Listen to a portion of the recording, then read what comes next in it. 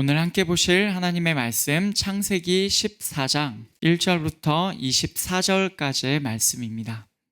당시에 시날 왕 아므라벨과 엘라살 왕 아리옥과 엘람 왕 그돌라오멜과 고임 왕 디다리, 소돔 왕 베라와 고모라 왕 비르사와 아드마 왕 시납과 스보임 왕 세메벨과 벨라 곧 소알 왕과 싸우니라. 이들이 다 시딤 골짜기 곧 지금의 염해에 모였더라. 이들이 12년 동안 그돌라오멜을 섬기다가 제13년에 배반한지라. 제14년에 그돌라오멜과 그와 함께한 왕들이 나와서 아스드롯 가르나임에서 르바 족속을, 함에서 수스 족속을, 사회 기랴다임에서 엠 족속을 치고 호리 족속을 그 산 세일에서 쳐서 광야 근방 엘 바란까지 이르렀으며, 그들이 돌이켜 엔 미스밧 곧 가데스에 이르러 아말렉 족속의 온 땅과 하사손 다말에 사는 아모리 족속을 친지라. 소돔 왕과 고모라 왕과 아드마 왕과 스보임 왕과 벨라 곧 소알 왕이 나와서 시딤 골짜기에서 그들과 전쟁을 하기 위하여 진을 쳤더니, 엘람 왕 그돌라오멜과 고임 왕 디달과 시날 왕 아므라벨과 엘라살 왕 아리옥 네 왕이 곧 그 5 왕과 맞서니라. 시딤 골짜기에는 역청 구덩이가 많은지라. 소돔 왕과 고모라 왕이 달아날 때에 그들이 거기 빠지고 그 나머지는 산으로 도망하매, 네 왕이 소돔과 고모라의 모든 재물과 양식을 빼앗아 가고 소돔에 거주하는 아브람의 조카 롯도 사로잡고 그 재물까지 노략하여 갔더라. 도망한 자가 와서 히브리 사람 아브람에게 알리니, 그때 아브람이 아모리 족속 마므레의 상수리 숲을 근처에 거주하였더라. 마므레는 에스골의 형제요 또 아넬의 형제라. 이들은 아브람과 동맹한 사람들이더라. 아브람이 그의 조카가 사로잡혔음을 듣고 집에서 길리고 훈련된 자 318명을 거느리고 단까지 쫓아가서 그와 그의 가신들이 나뉘어 밤에 그들을 쳐부수고 다메섹 왼편 호박까지 쫓아가 모든 빼앗겼던 재물과 자기의 조카 롯과 그의 재물과 또 부녀와 친척을 다 찾아왔더라. 아브람이 그돌라오멜과 그와 함께한 왕들을 쳐부수고 돌아올 때 소돔 왕이 사회 골짜기 곧 왕의 골짜기로 나와 그를 영접하였고, 살렘 왕 멜기세덱이 떡과 포도주를 가지고 나왔으니 그는 지극히 높으신 하나님의 제사장이었더라. 그가 아브람에게 축복하여 이르되, 천지의 주제이시오 지극히 높으신 하나님이여 아브람에게 복을 주옵소서.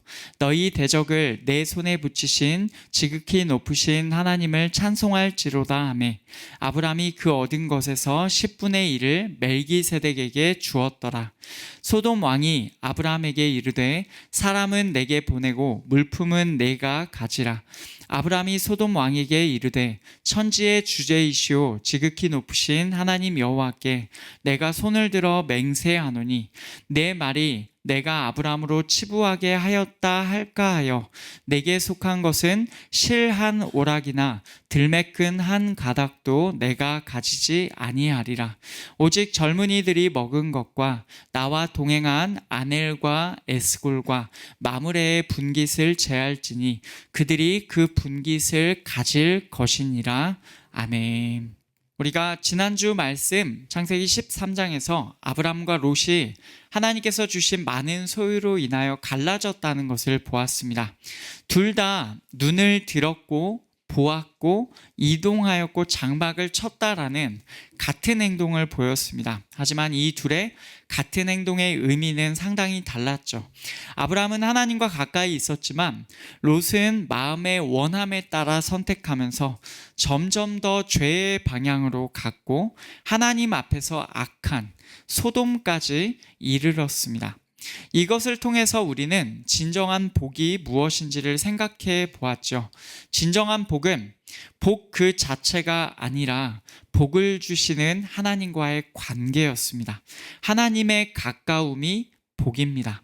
하나님께서 가까이 해주시고 하나님께 가까이 나아가는 것이 진정한 복임을 우리가 지난주 말씀에서 살펴보았습니다.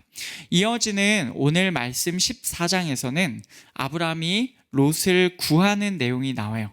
함께 오늘 말씀의 내용을 살펴보면서 우리에게 주시는 이 하나님의 말씀을 함께 듣기 원합니다. 오늘 말씀은 아브라함과 롯이 갈라진 이후의 시점이에요. 성경에 기록되는 최초의 전쟁이 나옵니다. 당시에 왕들 넷과 왕들 5 사이의 전쟁이 있었어요. 1절과 2절을 보시면 시날 왕, 엘라살 왕, 엘람 왕, 고임 왕이 한편입니다. 네 왕들이죠. 그리고 소돔 왕, 고모라 왕, 아드마 왕, 스보임 왕, 벨라 곧 소알 그 왕이 다른 한편입니다. 여기서 핵심적인 역할은 엘람 왕 그돌라 오멜입니다. 소돔 왕을 비롯하여 2절에 나오는 이 5 왕들이 엘람 왕 그돌라 오멜을 섬기고 있었어요. 그들이 12년을 섬기다가 13년에 배반하였고 14년에 그돌라 오멜 편의 왕들이 와서 배반한 자들을 치는 것이죠. 그돌라 오멜을 중심으로 이 전쟁이 전개가 되는 것입니다. 그런데 이 그돌라 오멜을 설명하는 내용에서 약간의 차이가 있어요.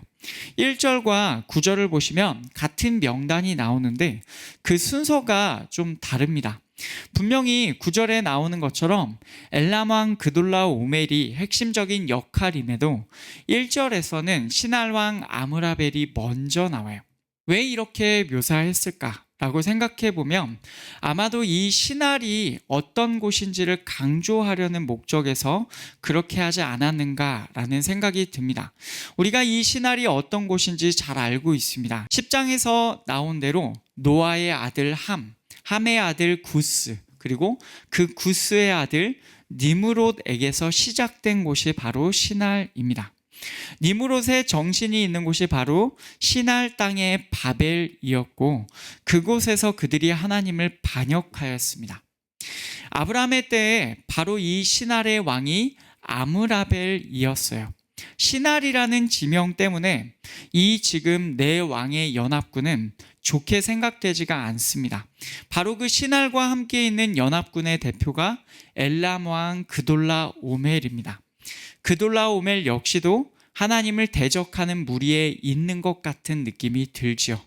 아마도 여기에서는 그돌라 오멜이 대표적인 역할이었음에도 시날 왕을 먼저 내세우면서 이들의 특징이 하나님과 지금 반대편에 서 있다는 것을 시날이라는 지명을 통해서 보여주는 것 같습니다. 그런데 그들을 배반한 반대편의 5 왕도 만만치가 않아요. 그 목록을 보면 2절과 8절에서 총 5군데의 지명이 나옵니다. 소돔, 고모라, 아드마, 스보임, 벨라입니다. 벨라는 소알이라고도 하죠.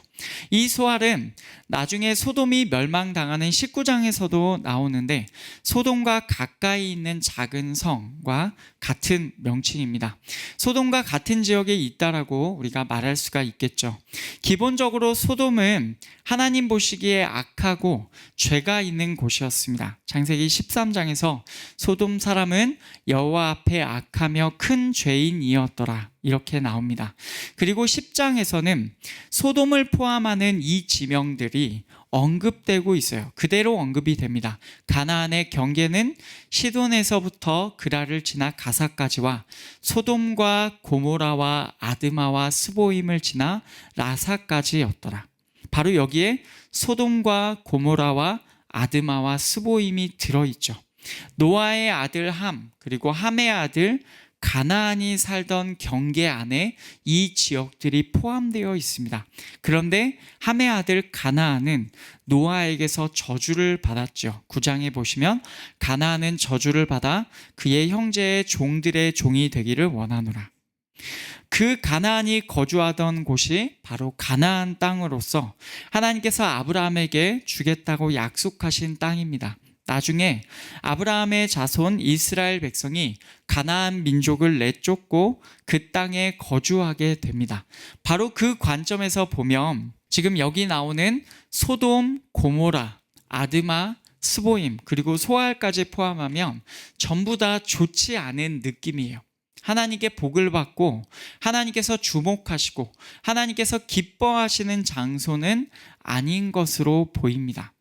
네 왕들과 다섯 왕들의 이 전쟁을 정리해 보자면 양쪽 다 하나님과 가까이 있지는 않아 보입니다. 엘람왕 그돌라오멜의 편을 보면 하나님께 반역하는 바벨과 연결되는 신할의 왕이 함께 있었습니다. 소돔 왕의 편을 보면 노아에게 저주를 받은 가나안의 땅이었어요. 두 편 다 모두 악을 행하는 자의 모습이고 하나님을 대적하는 자들끼리의 전쟁인 것처럼 보입니다. 문제는 바로 이 소돔 안에 아브라함의 조카 롯이 거주하고 있다는 것입니다. 네 왕들과 다섯 왕들의 전쟁은 시딤 골짜기에서 본격적으로 이루어졌어요. 그런데 그 전쟁에서 네 왕, 엘람 왕 그돌라오멜의 연합군이 소돔 왕 연합군 그 다섯 왕들을 이겼습니다. 그래서 그때 아브라함의 조카, 아브라함의 형제의 아들 롯도 사로잡혔습니다. 도망한 자가 아브라함에게 소식을 알렸어요. 그때 아브라함은 어디에 살고 있었냐면 아모리 족속 마므레의 상수리 숲을 근처에 거주하고 있었습니다. 이 마므레는 헤브론인데 이곳이 바로 아모리 족속의 땅이었음을 우리가 알 수 있죠. 아브라함은 아모리 족속의 삼형제 에스골, 아넬, 마므레와 동맹을 맺고 있었어요. 아브라함은 자신의 집에서 길리고 훈련된 자 318명을 거느리고 쫓아갑니다. 조카가 사로잡혔음을 듣고 쫓아가는데 우리말 성경에서는 이 14절, 16절을 둘 다 조카라고 표현하고 있지만 원래 히브리어 표현은 형제라고 되어 있습니다. 12절에서 나온 조카와는 다른 표현이죠. 거기서는 형제의 아들이라고 되어 있는데 여기서는 그저 형제라고만 표현했습니다. 아마도 아브라함이 롯을 실제로 형제처럼 생각한 것으로 보이고 아브라함이 왜 더 적극적으로 롯을 구하려고 했는지를 이 표현을 통해서 잘 보여준다고 하겠습니다. 이때 아브라함이 데리고 간 자들은 집에서 길리고 훈련된 자 318명입니다. 15절을 보시면 이들을 가리켜 그의 가신들이라고 표현하죠. 이 표현은 아브라함의 종들이라는 뜻입니다. 그리고 24절에서 보면 이들을 가리켜서 젊은이들이라고 나와요. 소년들이라고도 우리가 볼 수가 있는데 여기에서 아넬과 에스골과 마므레가 동행하였다는 표현도 나오죠. 아마도 이 동맹들도 함께 갔을 것으로 보입니다. 하지만 기본적으로는 아브라함의 종들, 소년들이 주축이 되었을 거예요. 그렇게 보면 이 사람들은 전문적으로 전쟁을 행하는 군인들이 아닐 것입니다. 그저 아브라함의 집 종들, 그것도 나이가 어린 자들로서 왕들을 쫓는 전쟁에 참여한 거예요. 지금 이 상황도 대단하죠. 그런데 이 전쟁에서 심지어는 완전히 목표까지 달성했습니다. 16절을 보시면 모든 재물과 자기의 조카 롯과 그리고 그의 재물과 여자들과 그리고 백성들을 다 찾아왔어요. 17절에서는 아브라함이 그돌라오멜과 그와 함께한 왕들을 처부수고 돌아왔다고 합니다. 소돔 왕도 그를 영접하였고 아주 유명한 인물인 살렘 왕 멜기세덱도 빵과 포도주를 가지고 왔습니다. 아브라함이 완벽하지 않은 환경에서도 얼마나 위대하고 대단한 일을 행하였는지를 우리가 이 표현들을 통해서 알 수가 있죠. 그런데 이 멜기세덱의 말을 보면 아브라함이 행한 일이 어떻게 된 일인지를 우리가 알 수가 있습니다. 그가 아브라함에게 축복하여 이르되 천지의 주제이시오 지극히 높으신 하나님이여 아브라함에게 복을 주옵소서. 너희 대적을 내 손에 붙이신 지극히 높으신 하나님을 찬송할지로다 하매. 아멘. 멜기세덱이 이렇게 말해요. 지극히 높으신 하나님께서, 천지의 주제이신 하나님께서 아브라함의 대적들을 아브라함의 손 안에 넘겨주셨다는 것이죠. 그래서 왕들과의 전쟁에서 318명만을 데리고 이길 수가 있었던 것입니다. 전문적인 군인들이 아니었음에도 불구하고요. 멜기세덱은 살렘 왕이자 지극히 높으신 하나님의 제사장입니다. 그는 아브라함을 축복하였고 하나님을 찬송하였어요. 그에게 아브라함은 자신의 모든 것에서 10분의 1을 주었습니다. 11조를 드린 거예요. 아브라함을 마주하기 위하여 또 나왔던 소돔 왕도 아브라함에게 말을 하였어요. 21절을 보시면 사람은 자신에게 보내고 물품, 소유물은 너가 가져라 이렇게 말을 하죠. 그돌라오멜 연합군에게 소돔과 고모라가 빼앗겼던 것들을 아브라함이 찾아왔고 소돔 왕은 이제 이 말을 통해서 아브라함에게 어느 정도 보상을 해주려는 목적으로 그렇게 보입니다. 하지만 아브라함은 멜기세덱에게 보였던 반응과는 전혀 다른 반응을 보여요. 22절과 23절을 보시면 천지의 주제이시오 지극히 높으신 하나님 여호와께 내가 손을 들어 맹세하노니 내 말이 내가 아브라함으로 치부하게 하였다 할까 하여 내게 속한 것은 실 한 오락이나 들매끈 한 가닥도 내가 가지지 아니하리라. 아예 선을 긋는 것처럼 소돔 왕의 것은 실 하나도 샌들의 끈 하나까지도 가져가지 않겠다고 해요. 그는 이것을 하나님께 손을 들어 맹세하기까지 합니다. 아브라함이 싫어했던 것은 혹시라도 이런 행동을 통해서 아브라함이 이렇게 될 것이다. 그럼 나는 이게 너무 싫다라고 했던 것은 무엇이었냐면 소돔 왕의 말이었어요. 내가 아브라함을 치부하게 하였다. 어떤 뜻이냐면 내가 아브라함을 부유하게 만들었다라는 뜻입니다.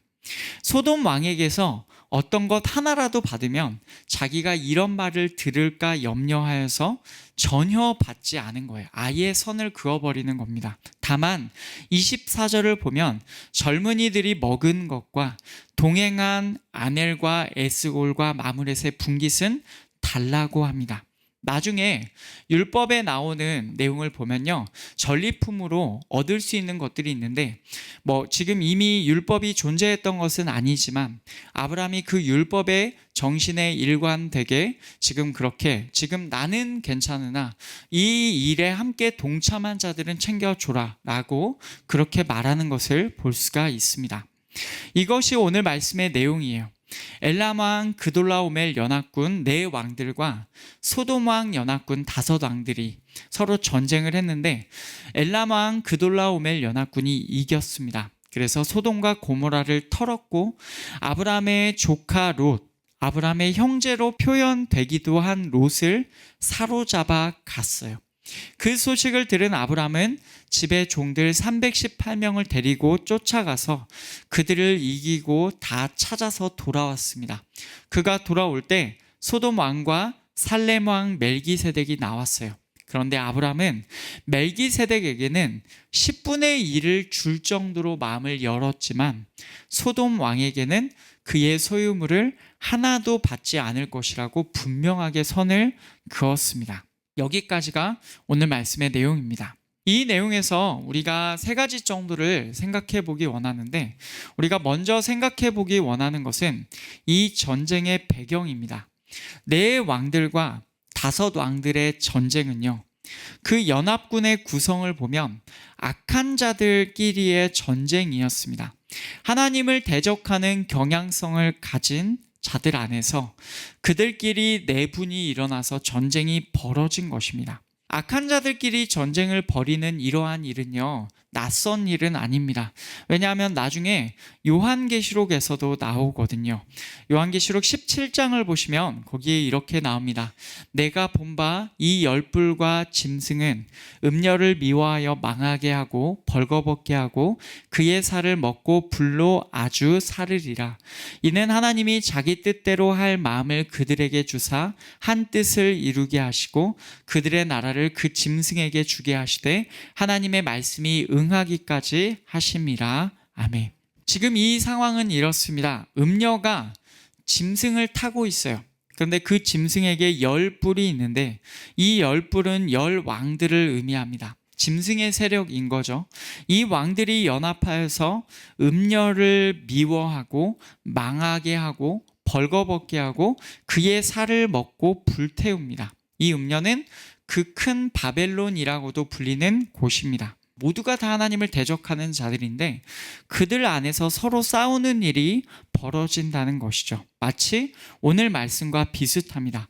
그런데 요한계시록에서 이 일은 하나님께로부터 난 것이라고 설명해요. 하나님께서 당신의 뜻대로 할 마음을 그들에게 주셨어요. 그래서 한 뜻을 이루게 하시고 그들의 왕국을 짐승에게 주게 하시는 것입니다. 이 악한 자들의 내분의 배경에는, 이 내전의 배경에는 하나님의 일하심이 있었어요. 오늘 말씀에서는 정확하게 하나님의 개입이라는 내용이 나오지는 않았죠. 그러나 형제로 표현된 조카 롯이 사로잡힌 것 때문에 아브라함이 개입하게 되었고 멜기세덱의 말을 통해서 하나님께서 아브라함의 대적들을 그의 손에 넘겨주셨음이 선포가 되었습니다. 우리는 이 내용에서 그 내용 너머에 있는 하나님의 일하심을 볼 수 있어야 합니다. 하나님께서는 당신께서 언약을 맺으신 자를 특별하게 돌보십니다. 14장 18절부터 20절까지 살레망 멜기세덱이 한 말을 보시면 하나님께서는 아브라함의 대적들을 아브라함의 손에 넘겨주셨어요. 지극히 높으신 하나님, 천지의 주제이신 하나님께서 왜 굳이 그렇게 행하셨을까요? 왜 굳이 아브라함일까요? 그 답은 하나님의 선택과 하나님의 언약이 아브라함에게 있었기 때문입니다. 하나님께서는 당신의 언약이 있는 자를 특별하게 돌보십니다. 이 땅에서 우리가 살아가는 삶에서 여러분 무엇이 우리의 든든한 반석입니까? 여러분 무엇을 가장 의지하고 계십니까? 우리의 재산입니까? 아니면 우리가 살고 있는 든든한 집입니까? 아니면 우리의 가족들입니까? 아니면 그것 외에 내가 알고 있는 세상의 어떤 권력들입니까? 이 땅에 살아가는 우리의 삶에서 무엇이 우리의 든든한 반석인가? 오늘 말씀은 우리에게 이것을 묻고 있습니다. 우리의 확신이 바로 이것이었으면 좋겠어요. 하나님과의 언약이다. 하나님께서는 당신의 언약이 있는 자를 특별하게 돌보신다. 여러분 이것이 우리의 반석이 되었으면 좋겠습니다. 예수님의 피로 맺은 언약으로 하나님의 백성이 우리는 되었습니다. 이 하나님의 백성이 된 우리를 하나님께서는 언약 백성으로 여겨주세요. 그래서 우리는 보호자가 없는 자들이 아니라 우리 스스로 이 험한 세상을 우리의 능력으로 이겨내야 하는 사람들이 아니라 하나님을 의지하며 하나님께서 따라다니시면서 우리를 도와주시는 그런 자들이 바로 우리입니다. 이 하나님의 언약과 돌보심 아래에서 애써 벗어나려고 하는 자들이 우리는 되지 말아야 되겠습니다. 게다가 하나님께서는 이 세계의 일들을 당신의 뜻 안에서 이루어가고 계십니다. 오늘 말씀에 직접적으로 나와 있지는 않지만 이 모든 배경에서 하나님의 역사가 있음이 우리는 분명히 보이죠. 하나님께서 이끄시는 이 세계에서 그분의 인도하심을 따라 순적하게 걸어가는 자들이 되기를 축원합니다. 두 번째로 우리가 생각해 보기 원하는 것은 바로 멜기세덱입니다. 멜기세덱은 워낙 유명한 인물입니다. 우리가 전에 히브리서 말씀에서도 많이 살펴보았었어요. 그는 이름의 뜻이 의의 왕입니다. 멜기세덱이 의의 왕이라는 뜻이고 살렘의 왕이라는 이 표현에서 우리는 살렘이 평화를 의미함을 알 수 있어서 평화의 왕이라는 뜻도 된다는 것을 알 수 있습니다. 그는 의의 왕이자 평화의 왕입니다. 이 내용을 말하고 있는 히브리서 7장의 말씀을 살펴보겠습니다. 우리 7장 1절부터 4절까지인데 2절을 먼저 보시면 멜기세덱을 설명하고 있는데 그는 먼저는 의의 왕이고 그 다음은 평강의 왕, 평화의 왕이라고 합니다. 동시에 이 멜기세덱은 1절에서 나온 대로 지극히 높으신 하나님의 제사장입니다. 의와 평화의 왕이자 하나님의 제사장으로서 그는 왕과 제사장의 역할을 모두 감당하고 있어요. 3절을 보시면 그는 아버지도 없고 어머니도 없고 족보도 없고 시작한 날도 없고 생명의 끝도 없습니다. 이것은 성경에서 언급되지가 않는다는 뜻이에요. 아버지, 어머니, 족보, 태어난 날, 죽은 날. 이게 다 언급되지가 않습니다. 다만 제사장으로 등장하였고 그는 계속해서 제사장으로 기억됩니다. 바로 이 부분에서 우리 주 예수님과 그는 비슷합니다. 예수께서는 왕이시고 제사장이십니다. 그분은 유다 지파 다윗 왕의 자손으로 태어나셔서 왕의 조건을 갖고 태어나셨어요. 그리고 그분은 레위 지파 아론의 자손은 아니시지만 멜기세덱과 같은 종류의 특별한 제사장이십니다. 즉 예수님의 제사장직의 모형이 바로 이 멜기세덱이라는 뜻이에요. 4절을 보면 이 멜기세덱을 사람이라고 분명하게 표현하고 이 사람이 얼마나 높은가를 생각해 보라고 합니다. 멜기세덱은 정말로 높은 사람이었습니다. 그래서 아브람도 자기가 갖고 있는 것 중에 10분의 1을 11조를 그에게 드릴 정도였어요. 바로 이 멜기세덱은 예수님을 예표하는 특별한 인물이었습니다. 여러분, 이 말씀에서 우리는 참된 왕이시자 진정한 제사장인 예수님을 우리가 이렇게 인정하고 있는지를 물어보아야 합니다. 아브람은 멜기세덱을 인정하고 그에게 전심으로 10분의 1을 주면서 그를 정말로 섬겼습니다. 이와 같은 모습이 우리가 모형 멜기세덱의 원형이신 우리 주 예수님을 대할 때 이 모습이 있어야 하겠습니다.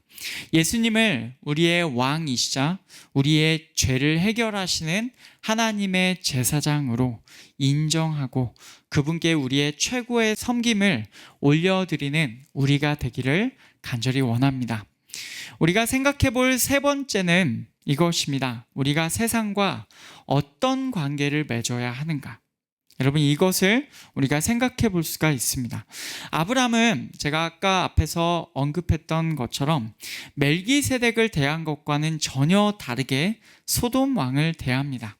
앞에서 멜기세덱이 언급했던 하나님의 호칭을 그대로 받아서 여기서 사용해요. 22절을 보시면 천지의 주제이시오 지극히 높으신 하나님 여호와께 내가 손을 들어 맹세하노니, 천지의 주제 지극히 높으신 하나님 여호와라고 하면서 그 하나님께 손을 들어 맹세합니다. 절대로 소돔 왕의 소유물은 어떤 것도 받지 않겠다고 해요. 나중에 이 소돔은 요한계시록 11장을 보시면 하나님의 두 증인들이 순교하는 곳, 이 지명, 이곳의 의미가 바로 소돔이라는 의미가 있습니다. 거기 보시면 그들의 시체가 큰 성 길에 있으리니 그 성은 영적으로 하면 소돔이라고도 하고 애굽이라고도 하니 곧 그들의 주께서 십자가에 못 박히신 곳이라. 아멘. 하나님의 두 증인들을 사람들이 죽이고 그 두 증인들의 시체를 큰 성 길에 둡니다. 그 성은 영적으로 하면 소돔이라고도 하고 애굽이라고도 합니다. 이곳은 심지어 그들의 주를 십자가에 못 박은 곳이기도 합니다.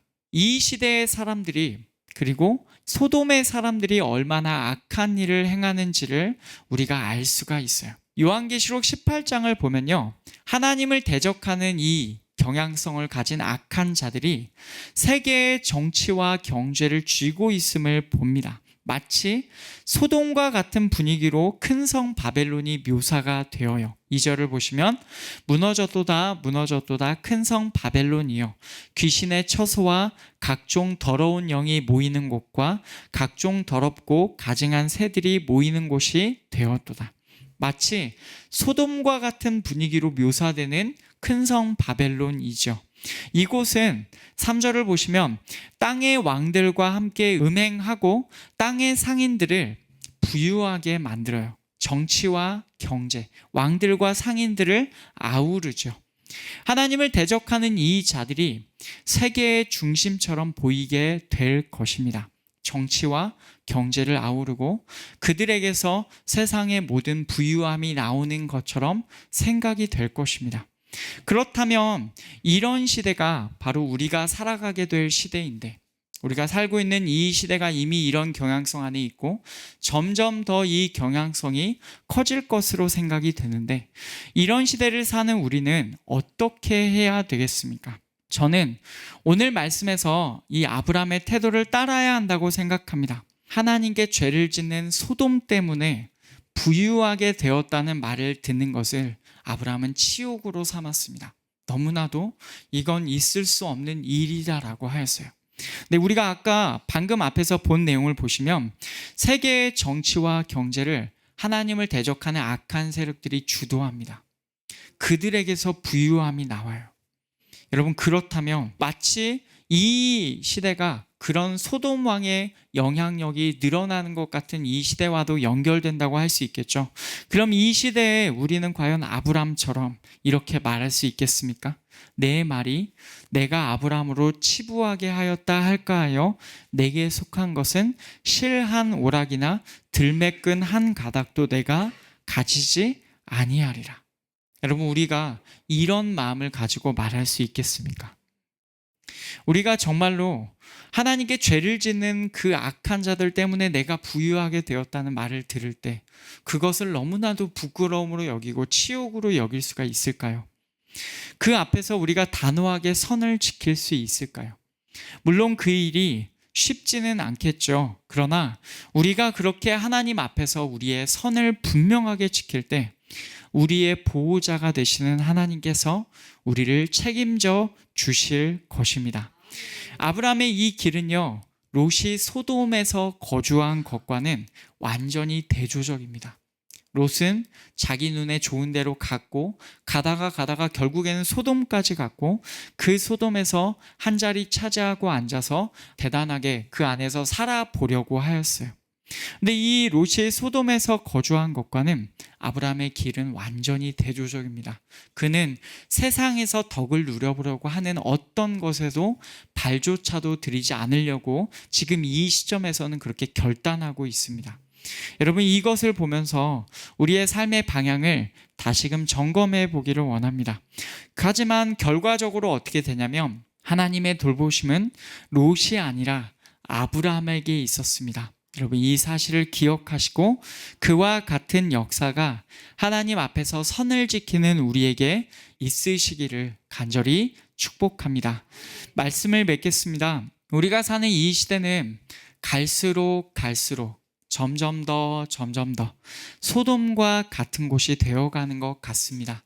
하나님을 섬기고 예수님을 주로 고백하는 우리는 이 시대, 하나님을 대적하는 이곳에서 우리가 어떻게 살아남을 수 있을까요? 그들과 함께 멍에를 맬까요? 아니면 그들과 함께 그들의 종이 되어서 그들의 일을 감당해서 살까요? 우리가 이 땅에서 어떻게 살아갈까요? 소돔 왕에게 아브라함은 선을 그었습니다. 아브라함은 의와 평화의 왕이자 하나님의 제사장이었던 멜기세덱을 인정하고 섬겼습니다. 여러분, 우리 그렇게 처신해야 될 줄 믿습니다. 세상에서 하나님께서 정해주신 선을 지키고 예수님을 인정하고 섬깁시다. 하나님의 언약을 가진 자로 하나님의 돌보심을 받으며 그 아래에서 순적하게 우리가 길을 걸어가게 되기를 축복합니다. 세계를 이끌어 가시는 하나님께서 그분의 길로만 걷기를 원하는 우리를 반드시 특별하게 돌보실 것이라고 믿습니다. 그것이 오늘 말씀에서 말하는 바이고 우리는 이 말씀을 믿음으로 취하여 이것이 우리의 삶이 되도록 하나님 앞에서 그렇게 결단해야 될 것입니다. 지극히 높으신 살아계신 하나님, 천지의 주제이신 하나님께로부터 그 특별한 복을 받아 누리는 우리 모두가 저와 여러분 되시기를 간절히 소원합니다.